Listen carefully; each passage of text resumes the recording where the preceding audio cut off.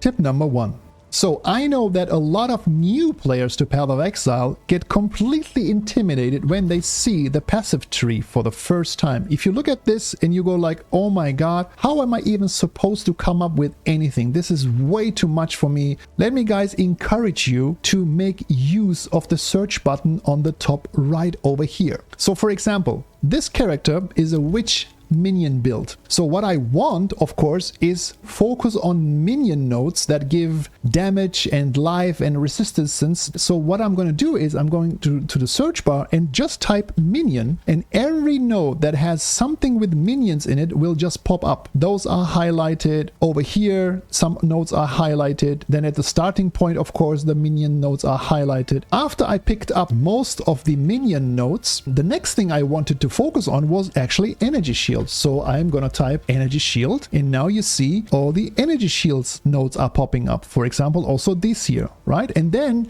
based upon that, you can make a decision. Okay, for example, let's say there's also energy shield nodes over here, right? But that doesn't mean that you need to take them, because it's way too expensive to go there. It's way too far away. The planning is not as complicated anymore if you already kind of have an idea what kind of character you want to build. Now, why is that so important? Because as you can see now, the skill tree isn't as intimidating anymore, because as you can see, more than 50% of the skill tree doesn't even interest me anymore. That's why I'm telling you guys, don't get discouraged. Make use of the search bar. It helps a lot planning ahead a little bit and seeing where are my nodes, how far are they away, is it worth it going there, or should I go somewhere else? But of course, if you don't make use of the energy of the search bar, you will get completely lost because you have no idea where I should go. Tip number 2.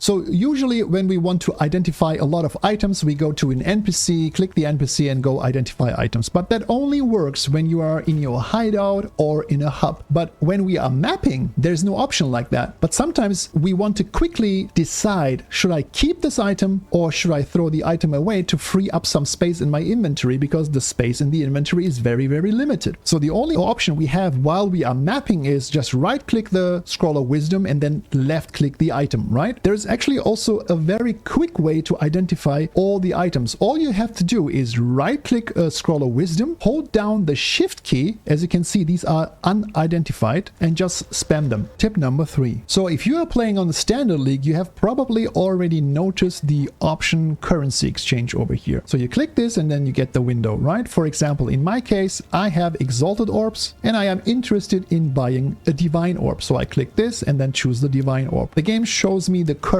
ratio in the market. You see that already changed. I have to pay 129 exalt orbs right now to get 1 divine. But if you want to swap those very, very fast, I have divine and I want exalts, just control click, for example, over here, and it's already swapped. Tip number 4, talking about trading. Let's say you want to buy an item which costs you like 60 exalts. What you usually do, you go to your stash, of course, and then you pick like the exalts here. Maybe you even, use the bar over here. You don't need to do that because the maximum stack size is 20. All you have to do is just control click the item and the maximum stack size will be put already in your inventory. So if the item costs 60 exalts, just click this 3 times and you already have 60 exalts in your inventory. Tip number 5. If you are already in the end game, you probably notice the towers, right? So for example, this tower here, and as you can see, like the green beam here, it means that the tower is already captured. If you mouse over your tower, there is no radius indicator. You don't even know like, hey, which nodes here are actually influenced by my tower here,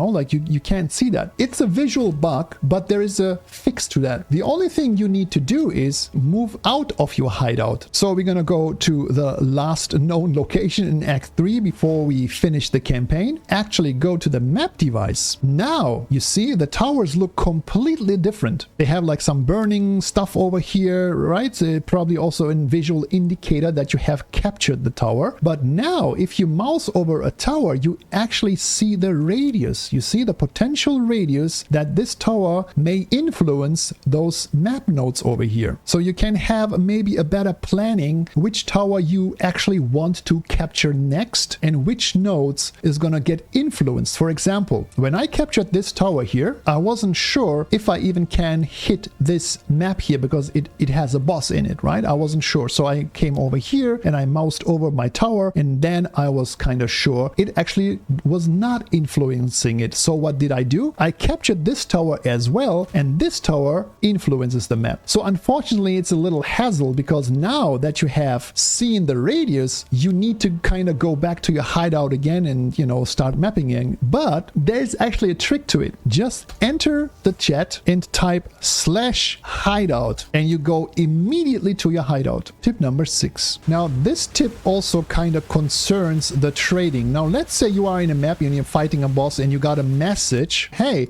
I am actually interested in trading with you, I want to buy your item. What you can do, and you probably know that if you have watched my other tips and tricks videos, you can pause the game anytime you want, right? So I just hit escape, the game is paused, right? But I can't access the chat. If I press enter, I cannot enter the chat. So there's, for me, no way during mapping to enter the chat and reply. There's a little trick how you can pause the game and still enter the chat, and I'm going to show you how. I am in the middle of a fight right now, right? I'm in the middle of a map. What I do, I press the real pause button, and that's not escape, that's P. So if I press P, I go into my passive tree. The game is paused, but now I can enter the chat. Now I can actually type whatever I want. I could, like for example, this guy here is trying to sell something, right? He's going to sell this. Now I can right click his name. There you go. Because maybe I saw something very, very interesting that I'm interested, that I'm looking for, and I don't want to miss the item. I need to whisper this guy as quickly as possible. So just hit P, pause the game, and go into the chat, and then you can type like, hey, I am interested in your item. And if you want to continue, you just hit escape and continue your killing the monster, and hopefully you get like a divine orb or something like that. So that's it for today's video. I hope you enjoyed it. Maybe you have learned something, and don't forget to check out my other 2 tips and tricks videos, also under 5 minutes. Thanks for watching. And don't forget, I also stream on Twitch, twitch.tv/Menthur daily. So thanks again, and hopefully I will see you guys very, very soon. Have a good one. Happy New Year. Until next time. Bye bye.